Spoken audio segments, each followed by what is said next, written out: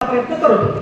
मित्रांनो, सांगायला हरकत नाही, आपल्या 28 वर्षांच्या कारकिर्दीमध्ये कोल्हापूर संस्थानाचा कायापालट करणाऱ्या राजर्षी शाहू महाराजांचा जीवनपट आपल्या समोर ठेवत असताना मला सुरुवातीला कोल्हापूर संस्थानाची पार्श्वभूमी तुमच्या समोर मांडणं हे अत्यंत नित्याचं आणि गरजेचं वाटतं. त्याचं कारण असं, इसवी सन 23 जून 1757च्या प्लासीच्या युद्धामध्ये ब्रिटिशांनी तत्कालीन भारतीयांचा पराभव केला आणि भारताच्या राजकीय पटलावरती ब्रिटिशांच्या सत्तेची मुहूर्तमेढ रवली गेली.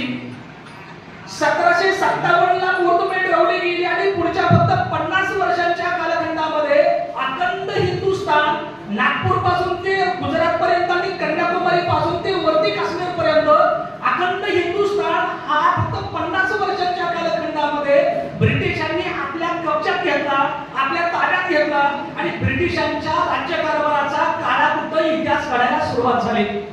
मित्रांनो, ब्रिटिश लोकांनी 50 वर्षांच्या भारताच्या त्या कालखंडामध्ये आपल्या अन्याय अत्याचाराची राजवट चालू केली. यांचा अन्याय अत्याचाराचा अजेंडा इथपर्यंत गेला की आपल्याच भारताच्या मातीमध्ये 7 समुद्राच्या पलीकडून आलेले ब्रिटिश इतिहास लोकांच्यासाठी एखादा जेव्हा हॉटेल काढतात आणि हॉटेलच्या बाहेरच्या बाजूला पाटी लावतात, त्या पाटीवरती विधान ते करून ठेवतात. ते विधान असं आहे, विधानाचा अर्थ असा आहे, ते विधानातले शब्द असे होते आणि ते होते त्याचे कागदपत्र बऱ्याच आर्किओलॉजीमध्ये मिळतात. आणि ते विधान असं हॉटेलच्या पुढे लावलेल्या पाटीवरती असायचं, Indians and dogs are not allowed. म्हणजे हे सांगताना माझी छाती थोडीशी थरथर कापते. या अर्थानं मी इंडियन या अर्थानं म्हणजे हे 7 समुद्राच्या पलीकडनं आलेले, माझ्याच भारतावरती राज्य करणारे, माझ्याच मातीमध्ये राहणारे, माझ्याच मातीमध्ये हॉटेल काढणारे आणि हॉटेलच्या बाहेर पाटी लावतोय. इंडियन आणि कुत्र्यांना या हॉटेलमध्ये प्रवेश निषिद्ध आहे. इथपर्यंत त्यांच्या अन्याय अत्याचाराचा काळाकुट्ट इतिहास घडला. वेळेचं भान लक्षात घेता त्याचा संदर्भ मी थांबवतो आणि पुढच्या मुद्द्याकडे जाताना मला असं वाटतं तुम्हाला, आणि मग या दरम्यानच्या कालखंडाच्या मध्ये 1757 ते 1857 100 वर्ष. खरं तर हे राजकीय व्यासपीठ नाही, पण एक राजकीय व्यक्ती इथं अध्यक्ष म्हणून आहे म्हणून तो संदर्भ देतो की खरं तर भारताला जगाच्या पाठीवरती जेवढे देश आहेत त्या देशांच्या सगळ्या जनतेमध्ये भारतीयांच्या सहनशीलतेला सलाम करावा लागेल. कारण 1757 पासून ते 1857 पर्यंत तब्बल 100 वर्ष हा काळाकुट्ट अन्याय अत्याचाराचा इतिहास भारतीय लोकांनी सहन केला. आणि एकदा 100 वर्षांच्या सहनशीलतेच्या नंतर 1857 रोजी भारतीयांच्या सहनशीलतेचा बांध फुटला गेला आणि त्यांच्याच एका विचारांच्या क्रांतीमधून 1857च्या उठावाचा जन्म झाला. अखिल भारतावरती सगळ्या थरातल्या लोकांनी ब्रिटिशांना ठोसा करून तो उठाव घडवून आणला. आणि या उठावाचं वैशिष्ट्य असं आहे की याच उठावाच्या गर्भातून, याच उठावाच्या मुखातून, याच उठावाच्या पोटातून भारतीय स्वातंत्र्य चळवळीचा जन्म झाला. मला संदर्भ यासाठी द्यायचा आहे, तुम्ही म्हणाल की भारताच्या स्वातंत्र्याची चळवळ आज तुम्ही सांगताय काय? एका बाजूला भारताच्या स्वातंत्र्याची चळवळ चालू होती आणि दुसऱ्या बाजूला कोल्हापूरचं संस्थान पुढे येऊ लागले होतं म्हणून तो संदर्भ दिला. कोल्हापूर संस्थानाची पार्श्वभूमी सांगत असताना कोल्हापूर संस्थानाची निर्मिती विशेषतः तत्कालीन भारताचा इतिहास असा सांगतो की एका बाजूला भारताच्या स्वातंत्र्याची चळवळ चालू आहे आणि दुसऱ्या बाजूला अखंड भारतामध्ये 562 संस्थानं कार्यरत आहेत. त्या 562 संस्थानांच्या मध्ये दक्षिण भारतामध्ये म्हणजे आपला महाराष्ट्र आणि महाराष्ट्राच्या आजूबाजूला सुमारे 18 संस्थानं होती. त्या 18 संस्थानांच्या मध्ये सगळ्यात मोठं संस्थान म्हणजे राजर्षी शाहू महाराजांचं कोल्हापूर संस्थान. या कोल्हापूर संस्थानाची निर्मिती इसवी सन 1707 रोजी झाली. 1707 ला इतिहासामध्ये 2 अर्थानं महत्व आहे.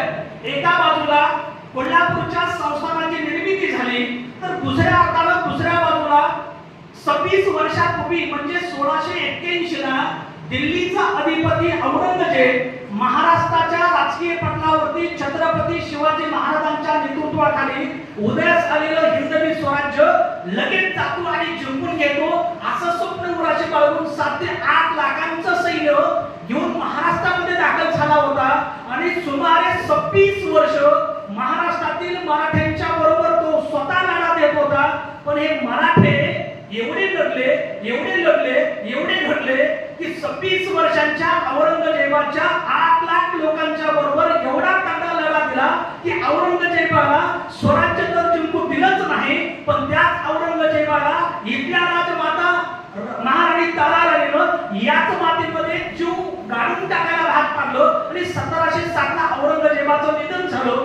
म्हणून इतिहासामध्ये 1707 ला हा ऐतिहासिक संदर्भ देत असताना एका बाजूला मोगलांच्या त्या साम्राज्याची पिछेहाट होते आणि दुसऱ्या बाजूला राजर्षी शाहू महाराजांच्या कोल्हापूरच्या संस्थानाची निर्मिती होते. या कोल्हापूरच्या संस्थानावरती प्राचार्य महोदय यांनी मला उल्लेख केला त्या पद्धतीनं दुसरे शिवाजी, तिसरे शिवाजी, कोल्हापूरचे संभाजी यांनी राज्यकारभार केला आणि 1884 मध्ये चौथे शिवाजी राज्यकारभार करत होते. चौथे शिवाजी जेव्हा राज्यकारभार 1884 मध्ये करत होते तेव्हा एक काळाकुट्ट इतिहास कोल्हापूरच्या संस्थानामध्ये घडला. तो इतिहास असा, कोल्हापूरच्या चौथ्या शिवाजीला इंग्रजांनी वेडं ठरवलं, अक्षरशः वेडं ठरवलं. बरं का, सांगायला हरकत नाही, वेळ माझ्याकडे एवढा नाही, पण त्या चौथ्या शिवाजी नावाच्या राजाची, कोल्हापूरच्या अधिपतीची इंग्रज लोकांनी त्याला वेडं ठरवलं आणि वेडं ठरवून अहमदनगरच्या तुरुंगामध्ये ठेवलं आणि त्या अहमदनगरच्या तुरुंगामध्ये हालहाल करून, म्हणजे त्यांना वेडेपणाचा आरोप केला म्हणून तुरुंगात टाकलं. तुरुंगामध्ये प्रचंड मोठं हाल केलं आणि हाल करून शेवटी त्यांचा 1884 मध्ये निपुत्रिक फार महत्वाचा भाग आहे, निपुत्रिक अवस्थेमध्ये अहमदनगरच्या तुरुंगामध्ये त्यांचं निधन झालं आणि मग कोल्हापूरच्या गादीचा प्रश्न ऐरणीवरती आला. आता प्रश्न पडला, चौथ्या शिवाजीची विधवा आणि आनंदीबाई यांना प्रश्न पडला की आता कोल्हापूरच्या गादीचा वारस कोण? आणि मग त्यांनी ठरवलं, कागदच्या घाटगे घराण्यातील आबासाहेब घाटगे यांचा चिरंजीव, ज्याचं मूळ नाव यशवंत आहे, ज्याचा जन्म 26 जून 1874 रोजी झाला, त्या यशवंत नावाच्या मुलाला कोल्हापूरच्या गादीसाठी दत्तक घेण्याचा निर्णय घेतला. आणि मग वयाच्या 10व्या वर्षी त्यांचं दत्तक विधान मंजूर झालं. म्हणजे 74 ला जन्म झाला, 84 ला दत्तक विधान झालं आणि वयाच्या 20व्या वर्षी म्हणजे 1894 रोजी त्यांना मूळच्या यशवंतचं नाव हे शाहू महाराज असं ठेवण्यात आलं आणि कोल्हापूरच्या राजगादीवरचा राज्याभिषेक संपन्न झाला. आणि बघता बघता वयाच्या फक्त 20व्या वर्षी कोल्हापूर सारख्या एका महत्त्वाच्या संस्थानाच्या अधिपती पदावरती लोककल्याणकारी राजर्षी शाहू महाराज आरूढ झाले. तिथून पुढे ते 1922 पर्यंत हा 28 वर्षांचा त्यांचा कालखंड आहे. या 28 वर्षांच्या कालखंडामध्ये राजर्षी छत्रपती शाहू महाराजांनी अत्यंत महत्त्वाचं कार्य, आतापर्यंतच्या व्याख्यानामध्ये प्राचार्य साहेबांच्या अत्यंत महत्त्वाचं निरीक्षणाचं कार्य उभं करण्याचा प्रयत्न राजर्षी शाहू महाराजांनी केलेला आपल्याला दिसतो. विशेषतः मी माझ्या दुसऱ्या पार्टवरती बोलत असताना राजर्षी शाहू महाराजांच्या कार्याची काही वैशिष्ट्ये आपल्या समोर ठेवण्याचा प्रयत्न करतो. राधानगरीचं धरण त्यांनी बांधलं हा इतिहास तुम्हाला माहित आहे. कोल्हापूरचं खासबाग मैदान उभं केलं हा इतिहास तुम्हाला माहिती आहे. शाहू मिल उभी केली हा इतिहास तुम्हाला माहिती आहे. त्या इतिहासात पुनरावृत्ती होणार नाही याची काळजी घेऊन राजर्षी शाहू महाराजांच्या 28 वर्षांच्या कालखंडामध्ये त्यांनी केलेल्या लोककल्याणकारी कार्याची काही वैशिष्ट्ये आपल्या समोर ठेवण्याचा प्रयत्न करतो. त्यातलं पहिलं वैशिष्ट्य असं, राजर्षी शाहू महाराजांनी एवढं मोठं अखंड स्वरूपाचं कार्य केलं तर त्या कार्याच्या मागची प्रेरणा कोण होती असा जेव्हा मी इतिहासाला प्रश्न विचारला तेव्हा मला इतिहासातून उत्तर असं आलं की राजर्षी शाहू महाराजांची खरी प्रेरणा हे होते की ज्यांनी याच महाराष्ट्राच्या सामान्य मातीमध्ये असामान्य माणसं निर्माण केली. त्या माणसांच्या तनात, मनात आणि धनामध्ये स्वराज्याची ज्योत निर्माण केली आणि त्याच माणसांच्या मन, बिंदू आणि मनगटाच्या हिमतीवर अखंड जगाला चमत्कार वाटेल अशा स्वरूपाचा हिंदवी स्वराज्याचा रक्तलांछित ऐतिहासिक इतिहास घडवला. त्या हिंदवी स्वराज्याचे संस्थापक तथा नायक छत्रपती शिवाजी महाराज हे राजर्षी शाहू महाराजांचे खरे प्रेरणास्थान होते. याचा एक संदर्भ इतिहासाचा विद्यार्थी म्हणून देतो. जेव्हा शिवसंभव नावाचं नाटक चालू होतं तेव्हा आपण बसलो तसं ऑडियन्स मध्ये राजर्षी शाहू महाराज बसले होते. जेव्हा राजर्षी शाहू महाराज त्या शिवसंभव नाटकातील शिवाजी महाराजांच्या बालशोभाच्या जन्माचा प्रसंग पुढे येतो तेव्हा ते सगळ्या दरबाराच्या मध्ये उठून महाराजांना लवण मुद्रा करतात, ही गोष्ट इतिहासाच्या संदर्भाच्या अनुषंगानं अत्यंत महत्त्वाची आपल्याला मानावी लागते. दुसरी गोष्ट अशी मित्रहो, राजर्षी शाहू महाराजांनी विविध क्षेत्रांमध्ये ऐतिहासिक स्वरूपाचं काम केलं. याच्या पाठीमागची प्रचंड मोठी ऊर्जा एका प्रसंगामध्ये जन्मास आलेली आहे.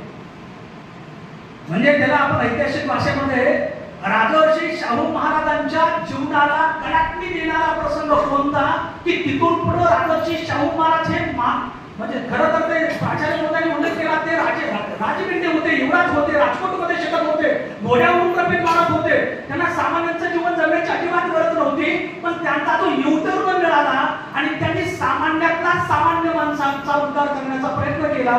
त्याच्या पाठीमागे हा प्रसंग अत्यंत महत्त्वाचा मानला जातो, तो म्हणजे वेदोक्त नावाचं प्रकरण.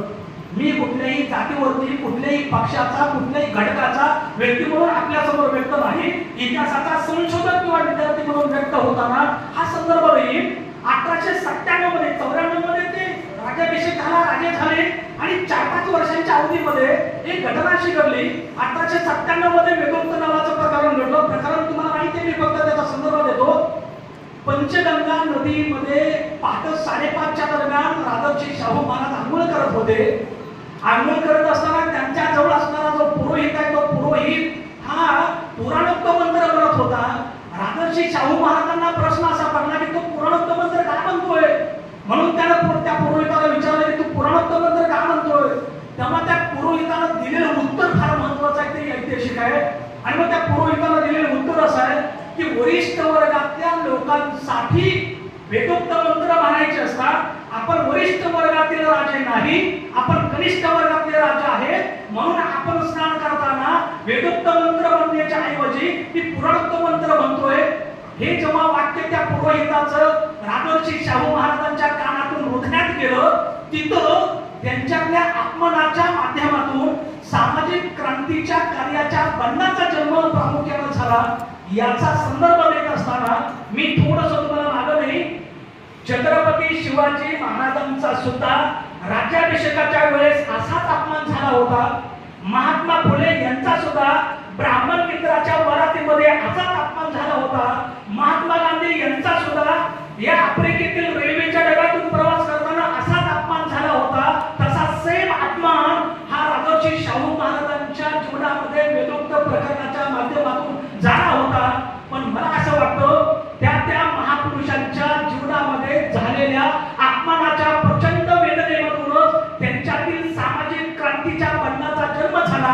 तसा राजर्षी शाहू महाराजांच्या जीवनामध्ये सामाजिक क्रांतीच्या विचारांच्या बंडाचा जन्म झाला आणि तिथून पुढे राजर्षी शाहू महाराजांनी अत्यंत महत्त्वाचं कार्य करण्याचा प्रयत्न केला. मला असं वाटतं इतिहासाचा विद्यार्थी म्हणून उलटा विचार करताना जर वेदोक्त नावाचं प्रकरण झालंच नसतं तर आजचे राजर्षी शाहू महाराज पुन्हा आम्हाला अभ्यासता आले नसते. एवढं महत्व त्या 1897च्या वेदोक्त प्रकरणाला द्यावं लागतं. आणि तिथून राजर्षी शाहू महाराजांनी आपल्या अफलातून स्वरूपाच्या एका सामाजिक कार्याचा श्रीगणेशा केला आणि तिथून त्यांनी एक कर्तृत्वाचा इतिहास प्रामुख्याने घडवला. आणखी एक महत्वाचा भाग सांगायला हरकत नाही, राजर्षी शाहू महाराजांनी जे काम केलेलं आहे त्या कामाचा सगळ्यात महत्वाचा पैलू जर कोणता असेल तर खरं तर या मी इतिहासाचा अभ्यासक म्हणून सांगतो, 2.5 लाख वर्षापासून ते आतापर्यंतच्या प्राचीन काळापासूनच्या वाटचालीमध्ये हजारो नव्हे तर लाखो राजे होऊन गेले असतील, पण राजर्षी शाहू महाराज हे असे वेगळे राजे की ज्यांच्या सामाजिक कार्याचा दृष्टिकोन फार महत्वाचा आहे. राजर्षी शाहू महाराजांच्या कार्याची महानता याच्यामध्ये की त्यांच्या कार्याचा सामाजिक जो दृष्टिकोन आहे तो दृष्टिकोन अत्यंत महत्वाचा आहे. आणि तो दृष्टिकोन स्पष्ट करणारा एक इतिहासातला संदर्भवाचा प्रसंग आपल्या समोर ठेवतो, म्हणजे आपल्या लक्षात येईल त्यांचा बघण्याचा समाजाचा दृष्टिकोन काय होता. ते अस्पृश्यता उद्धार केला, स्त्रियांचा उद्धार केला, हे काम झालं, पण त्याच्या पाठीमागचा ऍटिट्यूड महाराजांचा काय होता ते सांगत असताना मी हा संदर्भ देईन.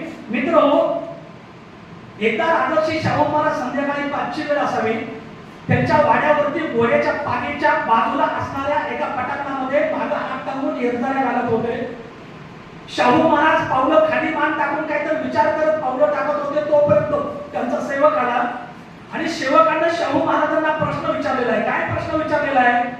म्हणजे आता खरं तर प्रश्न विचारायचं धाडस होत नाही, स्वातंत्र्य पण नाहीये. पण राजर्षी शाहू महाराजांना सेवकांनी प्रश्न विचारलाय. काय प्रश्न विचारलेला आहे?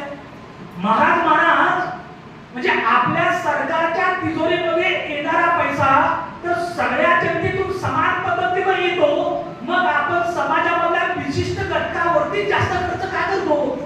प्रश्न फार महत्वाचा आहे, अत्यंत क्रांतिकारक आहे. सेवकांनी महाराजांना विचारलेला आहे. मग आपल्यासारख्या महाराजांनी काय केलं असं विचार करा झोपताना. पण ते शाहू महाराज होते, त्यांनी विचार केला त्याच्यावरती. त्यांना प्रश्न त्या सेवकाचा रोग लक्षात आला आणि मग महाराजांनी त्याला घोड्याच्या पाठीकडे घेऊन गेले. चल म्हणले घोड्याच्या पाठीकडे, आणि घोड्याच्या पाठीजवळ गेले आणि मग त्यांनी सेवकांना आदेश दिला की त्या घोड्याला जे आपण खायला घालतो ना चारा, ते हरभरे वगैरे, तर त्याचा एक ढीग कर म्हणले. ढीग आणि मोठा ढीग त्या घोड्याच्या चाऱ्याचा ढीग केला गेला. आणि मग महाराजांनी त्या सेवकाला सांगितले आता सगळे अटॅक घोडे सोड. आणि सेवकाला काय कळेल ना महाराज असं काय करायला लागले, म्हणून त्याला अटॅक सगळे घोडे सोडले. आणि मग त्या घोड्यांच्या समोर तो खायचा ढीग पडलेला होता, ते सगळे घोडे त्या ढिगाच्या रोखाने पळू लागले. काही घोडे पुढे झाले, ते खायला लागले, काही घोडे मध्ये थांबले, काही घोडे बाजूला राहिले, काही घोडे लांब होते. आणि बघता बघता एक 10-20 मिनिटांच्या मध्ये तिथं टाकलेला ढीग खाऊन घोड्याने संपवला. आणि मग शाहू महाराजांनी त्या सेवकाला बोलवलं आणि सांगितलं, सेवकाला विचारलं की यातल्या काही घोड्यांनी जास्त अन्न खाल्लं आणि काही घोड्यांना काहीच मिळालं नाही, असं का झालं? तेव्हा त्या सेवकानं उत्तर असं दिलं की ज्या घोड्याच्या अंगामध्ये ताकद आहे, जे घोडे सबळ आहेत, त्या घोड्यांनी त्या ढिगावरती ताव मारला आणि भरपूर अन्न खाल्लं. ज्या घोड्याच्या अंगामध्ये त्राण नाही, ज्या घोड्याच्या अंगामध्ये बळ नाही, असे घोडे लांबच थांबले, म्हणून ते उपाशी राहिले. हे प्रकार इथं थांबत नाही. शाहू महाराजांचा ॲटिट्यूड सांगताना मी पुढे जाऊन तुम्हाला विधान करेन की शाहू महाराजांच्या मुखातून बाहेर पडलेलं वाक्य असं आहे. मग ते असं म्हणाले की इथं जे सबळ घोडे होते ते खाऊन खाऊन दम झाले, पण ज्याच्याकडे बळ नाही ते घोडे उपाशी राहिले. आपल्या समाजाचं सुद्धा तसंच आहे. जे सबळ माणसं आहेत ते पुढे जात आहेत, जे दुर्बळ माणसं आहेत त्यांच्या अन्नाचं काय, त्यांच्या त्या हिंमत, त्या पोटाच्या भुकेचं काय. आणि म्हणून आपल्याला काही विशिष्ट वर्गावरती जास्त खर्च करावा लागतो. तो सेवक शर्मिंदा झाला, मान त्याला खाली घातली, आपलं डोकं शाहू महाराजांच्या पायावरती ठेवलं आणि माफी मागून तो त्याच्या कामाला निघून गेला. या साध्या प्रसंगातून मला ही गोष्ट सांगायची आहे, राजर्षी शाहू महाराजांच्या सामाजिक कार्याची दृष्टी ही अत्यंत मानवी स्वरूपाची होती. म्हणून ते जगाच्या इतिहासातले एक आगळे वेगळे लोककल्याणकारी राजा ठरतात. ते याच्यासाठी म्हणून त्या संदर्भाचा उल्लेख केला. मगाशी प्राचार्य महोदय यांनी याचा पण उल्लेख केला की राजर्षी शाहू महाराजांच्या कार्याचं दुसरे एक वैशिष्ट्य असं आहे की राजर्षी शाहू महाराज हे फक्त विचार करत नव्हते, त्या विचाराला कृतीची जोड देत होते. म्हणजे विचार करणं सोपं भ्यान खाली बसून आणि त्याच्यानुसार कृती करणं त्याच्यापेक्षा वेगळं असतं. पण राजर्षी शाहू महाराज मात्र अत्यंत महत्वाची कृती करायचे. आणखी त्यांच्या या कार्याचं वैशिष्ट्य असं होतं, राजर्षी शाहू महाराज ज्या कालखंडामध्ये राजे झाले, ज्या कालखंडाच्या पार्श्वभूमीवरती त्यांनी कार्याचा हिमालय उभा केला, तो काळ मित्रांनो अत्यंत कठीण आहे. माफी मागून सांगतो, तो काळ हा वरिष्ठ वर्गाच्या मक्तेदारीचा आहे. तो काळ हा रूढी परंपरेने भरलेला आहे. तो काळ हा एकमेकांच्या वरती अन्याय अत्याचार करणार आहे. तो काळ हा सवर्णांचा आहे. तो काळ हा चातुर्वर्ण व्यवस्थेचा आहे. तो काळ हा अत्यंत महत्त्वाचा आहे. त्या काळाच्या मध्ये सावलीने सुद्धा विटाळ मानला जात होता. अशा एका विशिष्ट स्वरूपाच्या कालखंडामध्ये राजर्षी शाहू महाराजांनी एवढं मोठं काम करणं हे फक्त राजर्षी शाहू महाराजांनाच शक्य आहे आणि तेच करू शकतात. पुन्हा राजर्षी शाहू महाराज कोणी नाही, ही अत्यंत महत्त्वाचा संदर्भ म्हणून गोष्ट तुमच्या समोर ठेवणं मला अत्यंत महत्त्वाचं वाटतं. राजर्षी शाहू महाराज कसा विचार करायचे, तशी ते कृती करत होते, त्याचं एक उदाहरण देतो. मित्र, आपण कोल्हापूर जिल्ह्यातले बहुतांशी मंडळ आहे. पन्हाळा नावाचा किल्ला आहे, पन्हाळा तालुका आहे. पन्हाळ्याच्या पायथ्याशी एक खेडेगाव आहे. शाहू राजांच्या कालखंडातली गोष्ट सांगतो. पन्हाळ्याच्या पायथ्याशी एक खेडेगाव आहे. त्या खेडेगावाच्या मध्ये भेट बिगारी नावाची कन्सेप्ट होती. त्या कालखंडामध्ये सगळी गर्दी होती. भेट बिगारी नावाची कन्सेप्ट त्या खेडेगावामध्ये होती. मार्च एप्रिलचे दिवस होते. प्रचंड ऊन पडलेलं होतं आणि पाटलांनी एका शिपायाच्या माध्यमातून गावामध्ये पांडू महार समाजातला तो पांडू नावाचा एक व्यक्ती होता आणि मग त्याला पाटलाने निरोप पाठवला की त्या पांडू महाराला बोलवून घ्या. म्हणजे जातीवाचे बोलत नाही, माफी मागून सांगतो, त्या काळातला प्रसंग सांगताना याचा विचार एक इतिहासाचा विद्यार्थी म्हणून सांगतो. पाटलाने निरोप पाठवला की पांडू महाराला वाड्यावर बोलवून घ्या. ते पाटलाचा शिपाई गेला आणि पांडू महाराच्या त्या झोपडीच्या जवळ गेला आणि त्याला सांगितलं की सरकारने तुला बोलवलेलं आहे. तर पांडू महाराजच्या बाजूला एक 5-7 वर्षाची त्याची मुलगी होती. पांडू महाराजची बायको मरून गेली होती. 5-6 वर्षाची मुलगी होती, ती तापाला फणफणलेली होती आणि त्या पांडू महाराजच्या समोर प्रश्न होता की हिला कोणत्या दवाखान्यात न्यायचं, कोणत्या आयुर्वेदावर न्यायचं, काय तिला करायचं. आणि त्या तापानं फणफणलेल्या मरणाच्या दारावर उभ्या असणाऱ्या त्या काळजाच्या तुकड्याला नीट करायचं. अशा प्रसंगाच्या मध्ये विमोचनामध्ये असणाऱ्या पांडू महाराजच्या समोर एकशे प्रश्न निर्माण झाला की पाटलानं वाड्यावर बोलवलेलं आहे. आणि मग त्याने विनंती केली की सरकार, माझी मुलगी आजारी आहे, तिच्या दवाखान्याचा बघतो आणि उद्या वाड्यावर येतो. आणि मग जेव्हा त्या शिपाईने सांगितले की तुला लागलीच बोलवलंय, तेव्हा तो पांडू महाराज अर्ध उघडं असलेलं त्याचं काळं असं रांगड स्वरूपाचं ते शरीर त्या 5-6 वर्षाच्या बाळाला तिथंच सोडलं एकटीला आणि तो पाटलांचा निरोप घेऊन वाड्यावरती आला. आणि वाड्यावरती त्या खुर्चीमध्ये बसलेल्या पाटलाला मुजरा करून तो म्हणू लागला की सरकार, दया करा, माझी मुलगी तापाला फणफणते, मरणाच्या दाढेवरती उभी आहे आणि म्हणून मी उद्या तुमचं कोणतरी काम करतो. किंवा पाटलाच्या मुखातून शाहीराव माफी असावी, पाटलाच्या मुखातून वाक्य बाहेर पडलेलं आहे. ते वाक्य फार महत्वाचं आहे. का रे पांडू महाराज, माजलास काय? अगोदर ते तिथं पडलेली लाकडं फोडून दे आणि मग तुझ्या मुलीचं बघ. हा तो काळ सांगतो, याचा काळ सांगत नाही. काळ हे उत्तर आहे. आणि मग पाटलाच्या मुखातून वाक्याच्या बाहेर पडलं. ते पाटलाचं वाक्य त्या पांडू महाराजच्या कानात नाही, काळजात गेलं आणि चरचर करून गेलं. शेवटी नाविलाज होता. थकलेला पांडू महाराजचं ते शरीर त्या लाकडाच्या ढेगाच्या रोखाने निघून गेलं. बघता बघता कुऱ्हाड त्यानं हातामध्ये घेतली. दुपारचे 12-1 ची वेळ होती. उन्हाचे प्रचंड मोठे चटके बसत होते आणि मग त्याचे ते थकलेले हात हे लाकडावरती कुऱ्हाडीचे घालू लागले. बघता बघता लाकडाच्या फळ्या ठीक साचू लागला आणि बघता बघता दिवसामागून दिवस जाता दिवस मावळतीला गेला. संध्याकाळी 6-6:30 वाजेपर्यंत त्यानं फोडलेला त्या लाकडाचा ढीग जमा झाला आणि मग पाटलाची परवानगी काढून तो आपल्या घराकडे निघू आला. दिवस मावळायला लागलेला होता. तोपर्यंत 5-6 वर्षाचं त्याचं ते बाळ, हे माझा बाप आता येईल, मग येईल, मला वाचवेल असा विचार करत करत ते तडफडून मेली. जेव्हा पांडू महाराज तिथं गेला, त्या 2-2.5 फुटांच्या त्या शवाजवळ गेला आणि त्यानं तिला हाणून बघितलं, तेव्हा तिचा जीव गेला होता. तेव्हा पांडू महाराज प्रचंड मोठा अखंड तांडव केला. तो रडू लागला आणि तिला कवठाळून त्यानं आपल्या डोळ्यातील अश्रूंना वाट करून दिली. शेवटी रडलेला अर्धा उघडा होऊन बसणारा पांडू महाराज, दिवसभर लाकडं फोडून तो थकलेला पांडू महाराज, शेवटी त्यानं ते शव आपल्या हातातलं खाली ठेवलं. खोऱ्याने पाठी टिकाव घेतला, खड्डा काढायला गेला. दिवसभर एप्रिलच्या याच्यामध्ये लाकडं फोडून थकलेला पांडू महाराज आपल्याच कोल्हापूरच्या पाण्याच्या मातीच्या खेडेगावामध्ये आपल्या 2.5 फूट मुलीच्या त्या शवाला पुरण्यासाठी खड्डा खंदू लागला. बघता बघता रडत रडत त्यानं खड्डा खणला आणि आपलं मेलेलं काळजाचा तुकडा त्यानं त्या खड्ड्यात ठेवला. आणि मग सगळं झाल्यावरती रडता रडता थकलेला हा पांडू महाराज विश्रांती घेण्यासाठी थोडा लवंडा झाला. लवंडला तो कायमचा लवंडला आणि तो स्वर्गवासी झाला. ही गोष्ट जेव्हा राजर्षी शाहू महाराजांच्या कानावरती पडली तेव्हा राजर्षी शाहू महाराजांना प्रचंड वेदना झाल्या.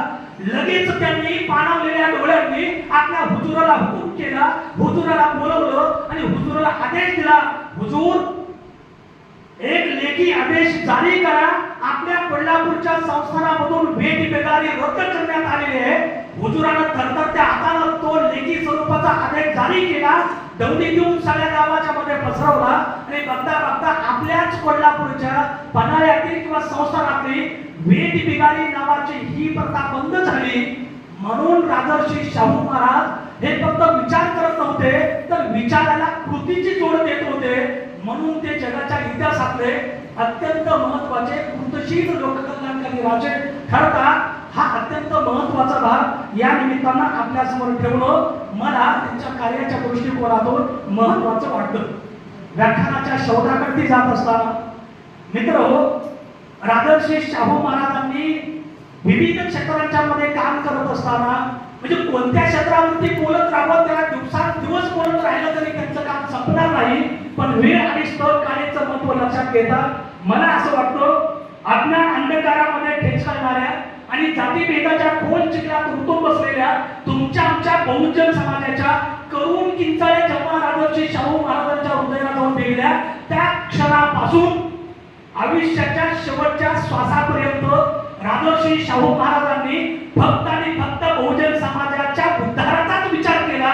हा अत्यंत महत्वाचा त्यांच्या कार्याचा महानतेचा पैलू आपण समजून घेतल्याशिवाय राजर्षी शाहू महाराजांच्या कार्याची विद्वत्ता तुमच्या आमच्या लक्षात येणार नाही.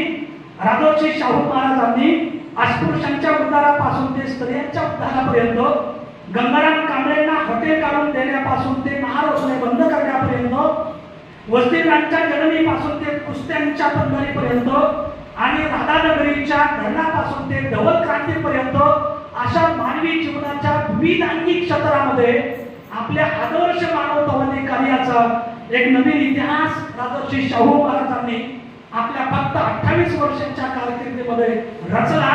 तो इतिहास आज तुम्हा आम्हाला निश्चित पद्धतीनं एक प्रकारची ऊर्जा आणि प्रेरणा देताना दिसतो. म्हणूनच या कार्यक्रमाचा जन्म झाला. जर ते काम झालं नसतं तर एवढ्या मोठ्या प्रमाणामध्ये सयाजीराव आपण या कार्यक्रमाचा जन्म किंवा कार्यक्रमाचं आयोजन करू शकलो नसतो. एवढं महत्व त्यांच्या कार्याला द्यावं लागतं. शेवटचा प्रसंग सांगतो आणि माझ्या शेवटाकडे जातो. राजर्षी शाहू महाराज हे जनतेच्या हृदयातले कसे राजे होते आणि राजर्षी शाहू महाराजांच्या हृदयामध्ये जनतेचं स्थान कसं होतं त्याचा शेवटचा प्रसंग सांगतो.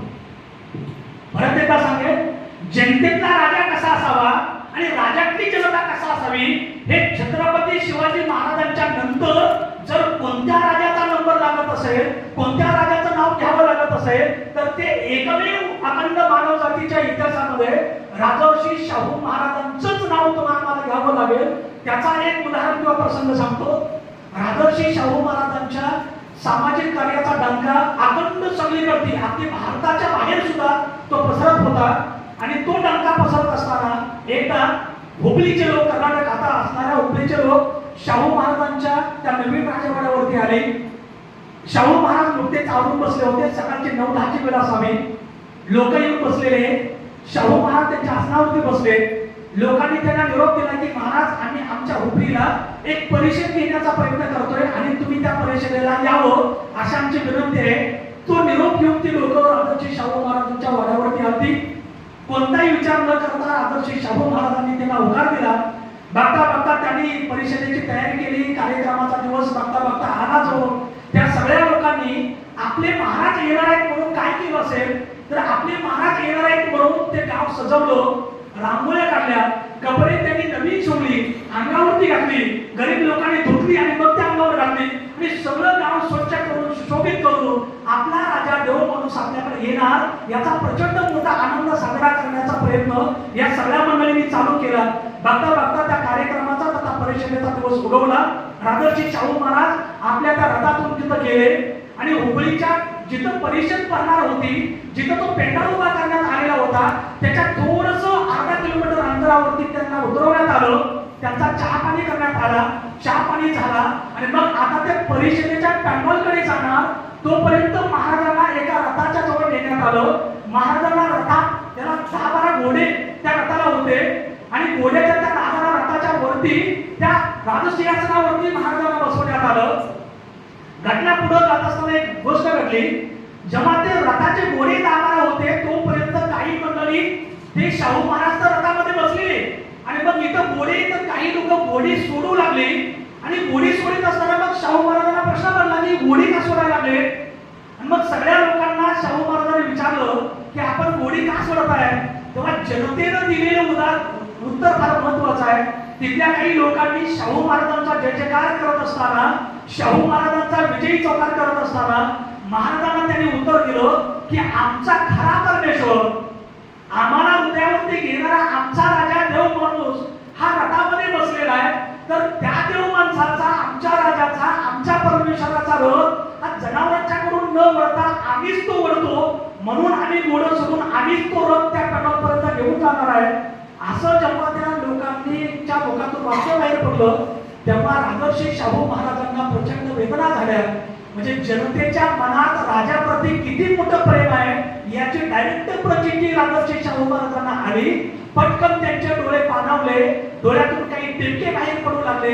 एक त्यांना सेवक पुढे आला आणि राजर्षी शाहू महाराजांच्या डोळ्यातून पाणी पडणारा एक टिपका त्यांना आपल्या हातावरती घेतला आणि तो त्यांना अमृत म्हणून तोंडावरती ठेवण्याचा प्रयत्न केला. शाहू महाराज ढसा रडले त्या प्रसंगानं. आणि मग शाहू महाराज, त्याच्या पुढचं फार महत्वाचं आहे, राजर्षी शाहू महाराजांनी त्या जमावाला उद्देशून एक वाक्य उद्गारलं. ते म्हणाले, जर तुम्हीच माझा रथ ओढणार असाल तर मी चालत तिथपर्यंत येतो, तुम्ही माझा रथ ओढू नये, कारण मी माणूस आहे आणि तुम्ही माणूस आहे. तेव्हा त्या लोकांना प्रचंड वेदना झाल्या, आनंदाचे अश्रू त्यांच्या डोळ्यामध्ये आले, एकमेकांच्या गळाभेटी झाल्या. आणि मग मित्र हो, पुढे जाऊन राजर्षी शाहू महाराज असं म्हणतात की आतापर्यंत तुम्हाला जनावरांसारखी वागणूक मिळालेलीच आहे. मी इथं जनावरांना जनावर करण्यासाठी आलो नाही, तर जनावरांना सुद्धा माणसं बनवण्यासाठी आलोय. हे विधान राजर्षी शाहू महाराजांचं जनतेप्रती असणारं प्रेम आणि जनता त्यांचा रथ ओढते हे राजांच्या वरती असणारं प्रेम, हे सिम्बॉल जे आहे, ते प्रतीक जे आहे, ते जगाच्या इतिहासात कुठल्याही राजाच्या नशिबात येणे नाही. म्हणून जनतेतला राजा आणि राजातली जनता यांचं एक प्रचंड मोठं मायलेकरासारखं नातं होतं. हे नातं तुम्हा आम्हाला आधुनिक कालखंडांच्या मध्ये राजर्षी शाहू महाराजांच्या जयंतीच्या निमित्तानं समजून घेणं फार महत्वाचं आहे असं मला वाटतं. मित्र हो, राजर्षी शाहू महाराजांच्या जीवनाला 152 वर्ष झाली. 152वी जयंती आपण संपन्न करतोय. 152 वर्षानंतर राजर्षी शाहू महाराजांना आदरांजली वाहताना, अभिवादन करताना, त्यांची जयंती संपन्न करताना त्यांच्या कार्याची उपयुक्तता काय, हा जेव्हा इतिहासाचा विद्यार्थी म्हणून प्राचार्य महोदय मला जेव्हा प्रश्न पडला, तेव्हा माझ्या मुखातून, माझ्या बुद्धीतून एक वाक्य बाहेर पडेल. राजर्षी शाहू महाराजांची 152 वर्षानंतर आजच्या घडीला वर्तमान काळामध्ये काय उपयुक्तता आहे, तर त्याची उपयुक्तता सांगताना मी असं म्हणे, मित्र, पृथ्वीच्या पाठीवरती असंख्य राजे होऊन गेले असतील, पण लोकांनाच आपल्या हृदय सिंहासनावरती विराजमान करून घेणारा जगाच्या इतिहासातला छत्रपती शिवरायांच्या शिवाय दुसरा राजा होणे नाही. तो फक्त राजर्षी शाहू महाराजांच्या रूपाने पुढे येतो. म्हणून ते जगाच्या इतिहासातले आगळे वेगळे लोककल्याणकारी राजे होते. हे तुम्ही आम्ही नाही, अखंड मानवता जगाच्या इतिहासातली मान्य करते. तो मोठेपणा जोपर्यंत तुम्ही आम्ही समजून घेणार नाही, तोपर्यंत राजर्षी शाहू महाराजांच्या या कार्याची उपयुक्तता तुम्हा आम्हाला समजून घेता येणार नाही. म्हणूनच मला असं वाटतं, त्यांच्या कार्याचा आदर्श डोळ्यासमोर ठेवून वाटचाल केल्याशिवाय तुम्हा आम्हाला महापुरुषांच्या स्वप्नातील समानतेवर आधारलेल्या, माणसाला माणूस म्हणून जगायला भाग पाडणारा आपला तालुका, आपला जिल्हा, आपलं राज्य, आपला समाज किंवा आपलं राष्ट्र कदापि घडणं शक्य नाही. हीच राजर्षी शाहू महाराजांच्या कार्याची ग्रेटर उपयुक्तता आहे. ही गोष्ट तुम्हा आम्हाला समजून घेणं तेवढंच महत्वाचं आहे. शेवटी या 152व्या जयंतीच्या निमित्तानं संदेश रूपानं व्यासपीठाची रजा घेताना मला असं वाटतं, तो जो काळ अत्यंत कठीण स्वरूपाचा होता आणि कठीण कालखंडांमध्ये फक्त 28 वर्षांच्या इतिहासामध्ये राजर्षी शाहू महाराजांनी जे करून दाखवलं, त्याच्या प्रती मी इतिहासाचा अभ्यासक म्हणून असं म्हणे, धाडसाच्या निसर्गाकडून धावताना आणि सैतानाच्या भुईतून वावरताना त्यांनी म्हणजे शाहू महाराजांनी आपल्या स्वाभिमानाची कवच कुंडले कधी निस्तेज पडू दिली नव्हती. पण मित्र हो, आज मात्र ती स्वाभिमानाची कवच कुंडले सताळपणे निस्तेज पडलेली दिसतायत. ती सतेज करण्याचा जोपर्यंत तुम्ही आम्ही प्रयत्न करणार नाही, तोपर्यंत या जयंती मयंतीला अर्थ उरणार नाही. ही अत्यंत महत्वाची बाब तुम्ही आम्ही लक्षात घेणं महत्वाचं आहे. कारण मित्र हो, जीवन जगणं म्हणजे फक्त आयुष्याची पानं उलटणं नसतं, तर जीवन जगणं म्हणजे आयुष्याच्या पावलावर नवा इतिहास घडवणं असतं. तसा नवा इतिहास राजर्षी शाहू महाराजांनी घडवला. तो इतिहास आपण कवठावूया, तो इतिहास आपण आपला करूया, तो इतिहास आपण समजून घेऊया. कारण तो इतिहासच तुम्हाला जगायला शिकवेल आणि जगता जगता नवा इतिहास घडवायला सुद्धा शिकवेल. म्हणून तो इतिहास आपण न विसरता तो स्मरणात ठेवण्याचा प्रयत्न करूया. म्हणून मला असं वाटतं छत्रपती राजर्षी शाहू महाराजांच्या जयंतीच्या निमित्तानं फक्त प्रतिमा पूजन करून चालणार नाही.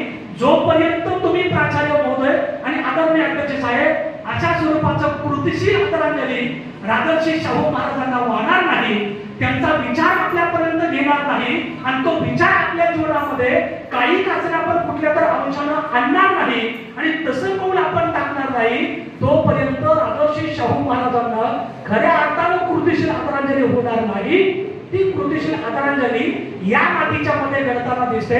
याचा आनंद व्यक्त करू परत एकदा आपण माझ्यासारख्या सोलापूरच्या महाराणावरच्या पोराला एवढ्या अत्यंत चांगल्या कार्यक्रमाला वक्ता म्हणून बोलवलं, सन्मान केला, याच्याबद्दल तुमचे आभार नेताजी पाटील सर न मानता आपल्या चरणी नतमस्तक होतो, आपल्या उन्हात राहणं पसंत करतो आणि राजर्षी शाहू महाराजांच्या जयंतीच्या निमित्तानं आपण केलेल्या स्तुत्य कार्यक्रमाच्या बद्दल विनम्र स्वरूपानं अभिवादन करून राजर्षी शाहू महाराजांच्या विचाराचा पायीक होऊन उद्याच्या विचारांच्या प्रबोधनाच्या चळवळीमधला एक वारकरी होण्याचा शब्द तुम्हाला देतो आणि व्यासपीठाची रजा घेतो. जय हिंद, जय महाराष्ट्र, जय भारत.